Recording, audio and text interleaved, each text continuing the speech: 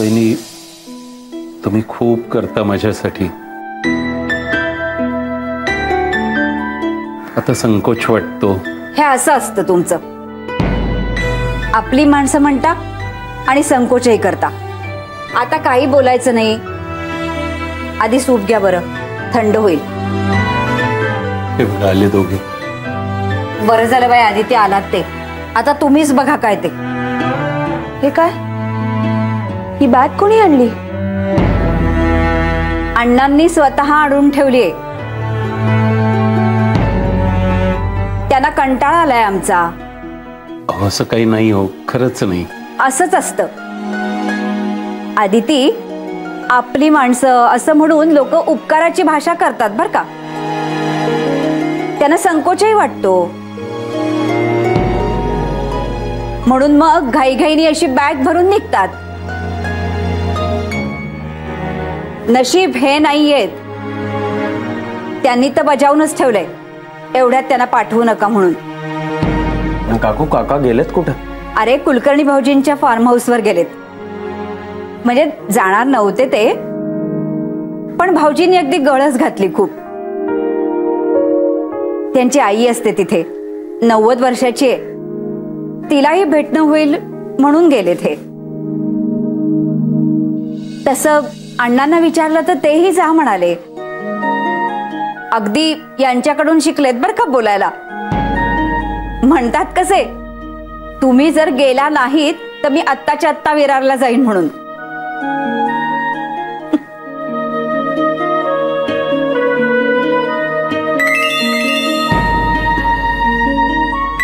वहिनींचा phone. अगं मग तिला विचार कधी पोहोचतायत ते. हा वहिनी बोला. अगं काय हे, किती वेळ फोन उचलायला. ए ऐक ना, आम्ही आलो बरं का. कधी आलात? हे काय आत्ताच तर येतोय. आल्या आल्या आधी तुला फोन केला. तुला सांगू का, तिकडे काश्मीरला अण्णांची इतकी आठवण येत होती ना, त्यांचीच काळजी वाटत होती ग. असं वाटत होतं ट्रिप सोडावी आणि परत यावं. आणि नंतर मी विचार केला ग, म्हणजे अण्णांची सगळ्यात आवडती आणि लाडकी सून तूच ग. तुझ्याजवळच आहेत अण्णा, तर मग काय काळजी करण्याचं कारणच नाही. कसे आहेत अण्णा? बरे आहेत ते. हे अण्णांची तब्येत कशी आहे ग? नाही म्हणजे त्यांचं चेकअप वगैरे करायचं राहिलं होतं ना. बरे आहेत ना ते? काय म्हणाले डॉक्टर? वहिनी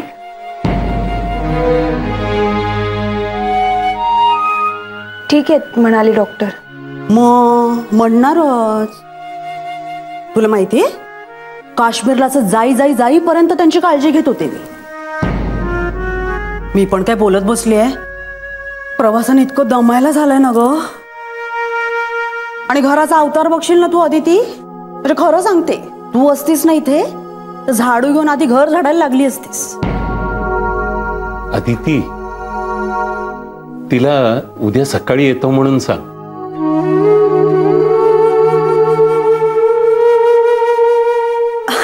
अगं अदिती. हा म्हणजे आता 4 दिवस ना जरा चिनूला घेऊन आईकडे जाईन म्हणते. हा म्हणजे रविवारी पण मी तिच्याकडेच राहणार आहे. काश्मीरहून एवढा प्रवास म्हणजे खूप दमायला झाला, म्हणजे आराम करीन असं म्हणते मी. हा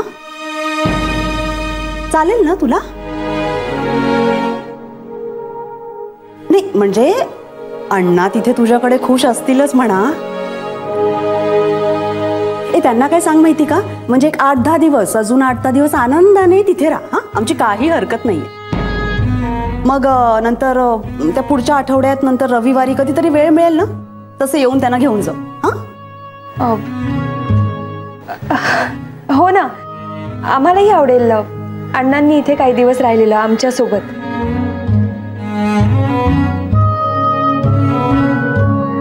आणि आम्हाला जसं जमेल तसं आम्ही येऊन सोडू त्यांना. हो का? अरे वा, तुम्हीच घेऊन येणार म्हटल्यावर मग काय प्रश्नच संपला. बरं आता मग मी फोन ठेवते. हे म्हणजे सगळं मला एकटीलाच आवरायचं ना, आणि माझ्याशिवाय कोण करणार ना या घरात. आणि आईला फोन करायचा आहे, तो पण मलाच करायला लागणार आहे. तिला कळवायचं आहे ना गो, मी तिच्याकडे येणार आहे ते. चल ठेवते मी. हा हो. अगं अदिती, उद्या मला विरारला नेऊन सोडता आहात ना? मग असं काय सांगितलं शोभाला? अण्णा, माझी इच्छा आहे तुम्ही या घरी अजून राहावं अशी. कारण एकदा तुम्ही विरारला गेलात की परत कधी याल काहीच सांगता येणार नाही ना. अहो, हक्काने एवढं सोन सांगतेय, लेकही आग्रह करतोय, तर राहा ना. अहो पण वहिनी, मी काहीही ऐकणार नाहीये. जय, बघत काय बसलायस? ती बॅग आत नेऊन ठेव बरं. हो अण्णा, तुम्ही इथेच राहताय.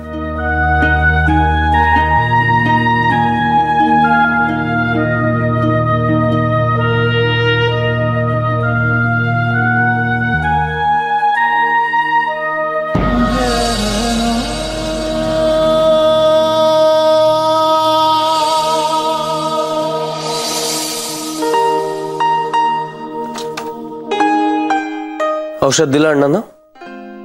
हो. जय, बरं झालं ना? अण्णा अजून काही दिवस आपल्यासोबत राहणार आहेत. आपल्याला त्यांची काळजी घेता येईल आणि त्यांनाही बरं वाटेल. अरे ती वहिनी काय म्हणत होती फोनवर?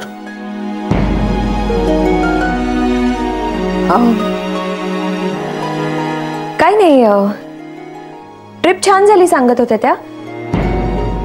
काळजी वाटत होती. विचारत होत्या अण्णांचं चेकअप केलं का. अदिती, अण्णांना इतक्यात घरी घेऊन येऊ नका असं म्हणत होती ना वहिनी?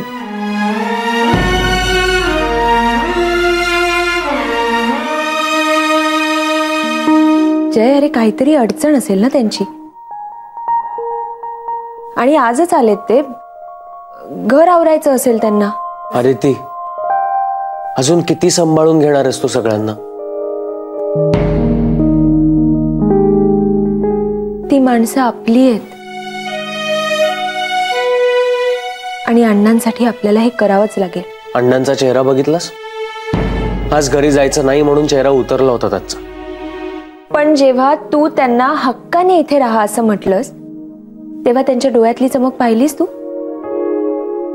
आपला मुलगा आपल्याला हक्काने राहा असं सांगतोय, हे ऐकल्यावर किती खुश झाले होते ते. तिथे मी ज्या हक्काने त्यांना इथे राहा म्हणून सांगितलं ते घर माझ्या हक्काचं नाहीये. पण तूच मला सांगत होतीस ना अण्णांना त्यांच्या मुलाच्या हक्काच्या घरात जायचंय म्हणून. अरे ती माझं ना एक स्वप्न आहे. आपल्या चाळीच्या ठिकाणी एक मोठं टॉवर होतं. त्या टॉवर मध्ये स्वतःच्या हक्काचं घर घ्यायचंय मला. हे सगळं तू नक्की करशील, सगळं मिळवशील. पण जय, त्याआधी आपल्याला आपली प्रायोरिटी लक्षात घ्यायला हवी ना. आणि आता आपली प्रायोरिटी आहे अण्णांची बायपास. लवकरात लवकर आपल्याला ती करून घ्यायला हवी.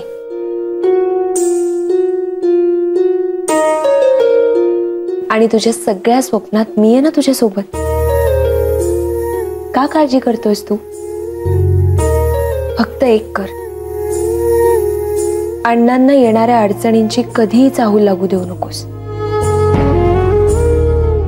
सगळं व्यवस्थित होईल.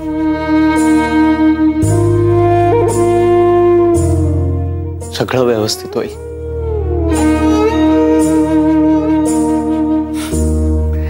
अदिती, आपल्या आसपास हे जे काही घडतंय त्याच्यावर कधी कधी विश्वासच बसत नाही. म्हणजे बघ ना, एखादा प्रॉब्लेम क्रिएट होतो आणि मग एक आशा सगळं व्यवस्थित होईल या वाक्याशी बांधली जाते. आणि पुढच्या क्षणी सगळं व्यवस्थित झालेलं असतं. म्हणजे अण्णा उद्या जायचं होतं, ते आता अजून काही दिवस आपल्याकडेच राहणार आहे. अरविंद काकांची नोकरी जायची होती ती पण राहिली, त्यांनाही काही दिवसांची मुदत मिळाली. कधी कधी वाटतं हे सगळं खरंच होतं का असं आयुष्यात. पण बघ ना, हे सगळं खरंच घडतंय. म्हणजे गोष्टी बिघडल्यात असं वाटतं आणि सगळं पुन्हा सावरलं जातं जैसे थे. एक अशी अदृश्य शक्ती आहे ज्यावर माझा विश्वास आहे. मग ती शक्ती म्हणजे नंदिनी मॅडमचे देव असतील किंवा आपल्यातला आत्मविश्वास. कुणीतरी आपल्या पाठीशी असतं जय.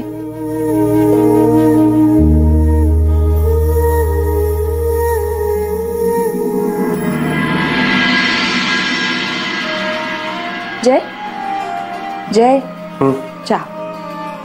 हा थँक्यू. अगं मी जाता जाता घेतला असता ना.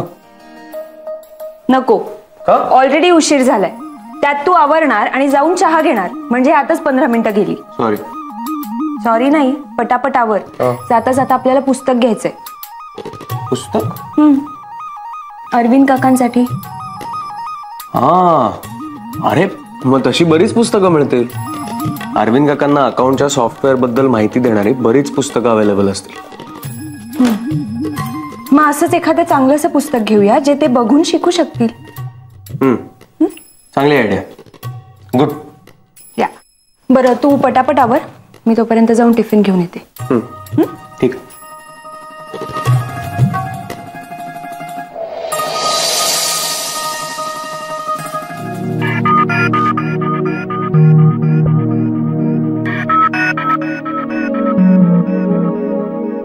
Good morning. हाँ गुड मॉर्निंग. आज लवकर आलात का बरं? ते काम आहे खूप.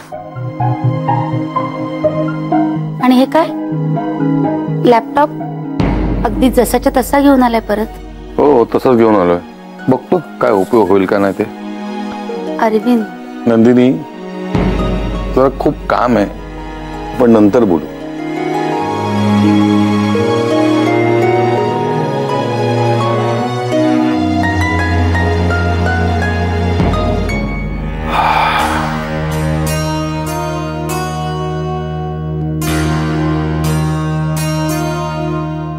अरविंद काका, तुम्ही सॉलिड आता. म्हणजे मला कळलं. काल तुम्ही सरांना दाखवून दिलं तुम्ही कम्प्युटर एवढेच फास्ट आहात ते. तरी उशीर झालाच ना. अवघ्या काही सेकंदांचा. तरी देखील एकीकडे कम्प्युटर आणि एकीकडे तुमचं डोकं आणि तुमचे अकाउंट्स मधले स्किल्स. ग्रेट. आता तुम्ही हे पा, आता ना तुम्ही पेपरवर्क थोडंसं कमी करा आणि कम्प्युटरवरती थोडं थोडं काम करायला सुरुवात करा. नाहीतर मी काय म्हणते, तुम्ही एखादा क्लासच का नाही जॉईन करत कम्प्युटरसाठी? कसं आहे माहितीये का काका, माझ्या अंकशास्त्राप्रमाणे हा येणारा काळ आहे ना तुमच्यासाठी थोडासा खडतर आहे. पण स्वतःवर विश्वास ठेवा, सगळं काही नीट होईल. करेक्ट सारिका मॅडम, मला सुद्धा हेच सांगायचं होतं. काका एक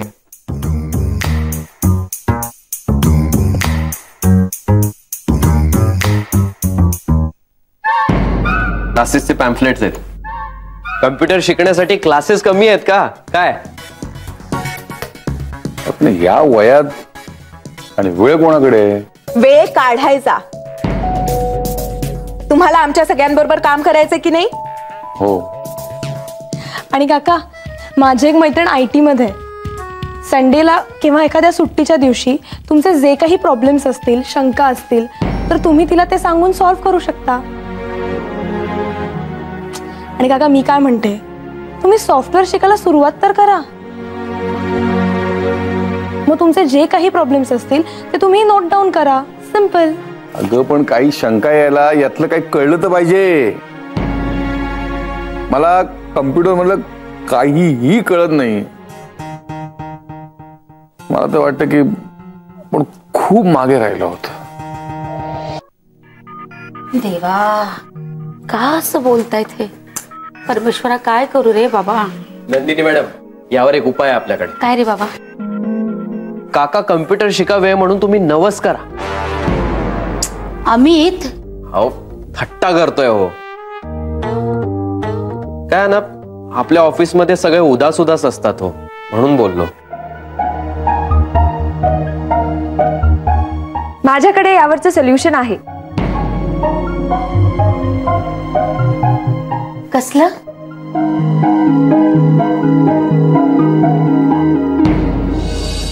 काका, काय? हे त्या सॉफ्टवेअरचं हँडबुक आहे. यात तुम्हाला त्या सॉफ्टवेअर बद्दल सगळी इन्फॉर्मेशन मिळेल. तुम्ही ती वाचा, मग तुम्ही कम्प्युटर शिकू शकाल. हो खरंच? हो, खूप सोप्या पद्धतीने लिहिलंय त्यात. चला, म्हणजे आता तुम्हाला कुठल्याही क्लासमध्ये बसायचं टेन्शनही नाही. आताच मी कामाला लागतो आणि सगळं शिकून घेतो. नंदिनी, मी हा लॅपटॉप तेव्हाच परत नेईन जेव्हा मी स्वतःहून तो वापरायला लागेल. जय साहेब, तुम्हाला आई साहेबांनी बोलवलंय. हो, येतो. नाही काय कदमांच्या भोवती एवढी गर्दी का जमली? हा, अरे अजून 14 दिवस बाकी आहेत. काय तुम्हाला कामं नाही आहेत का कोणाला? नवरे, अशी ऑफिस मध्ये एकच व्यक्ती आहे. कोण आहे ती सांगू का? हे अति होतं या. मला खूप कामं असतात. अशी टिंगल केलेली मला चालणार नाही. हे सगळं सरांच्या कानावर घालील. पण तुम्ही एवढे का वैतागताय? अमितनी तुमचं नाव घेतलं का?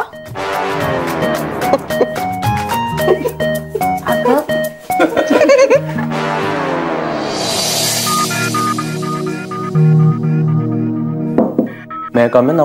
हाँ, ये जय, ये बस बस. एडीएम कडून मेल आलाय. तुलाही सीसी केलंय, वाचलास? हो. बघ, म्हणजे आधी दाभोळकर आपल्याकडे परत येतील की नाही अशी भीती वाटत होती तुला, आणि आता महिन्या 1.5 महिन्यातच त्यांच्यासाठी आपल्याला टूर अरेंज करायची आहे. हो हो, मी वाचलं, मेल मध्ये मेन्शन केलंय त्यांनी तसं. टेलर मेड टूर करायच्या. अधिक जबाबदारी आहे आता जय, कारण दाभोळकरांचे काही इनपुट असतील ते स्वतः याच्यात इन्व्हॉल्व्ह होणार आहेत ना. हो, पण ते स्वतः कधीच या सगळ्यात इन्व्हॉल्व्ह होत नाहीत. म्हणजे त्यांचा पीए हे सगळं बघतो असं मी ऐकलंय. तू ऐकलेस ते खरं आहे, पण मी जे सांगते ते सुद्धा खरं आहे. कारण आता यापुढे देव टूर्सच्या सगळ्या प्लॅनिंग मध्ये ते स्वतः इन्व्हॉल्व्ह होणार आहेत. तेव्हा ज्या जिद्दीनं त्यांना आपल्याकडे परत आणलंस ना, त्याच जिद्दीनं पुढच्या कामाला लाग. अरे, दाभोळकरांबरोबर काम करायला तुला मिळतंय, दॅट्स व्हेरी गुड.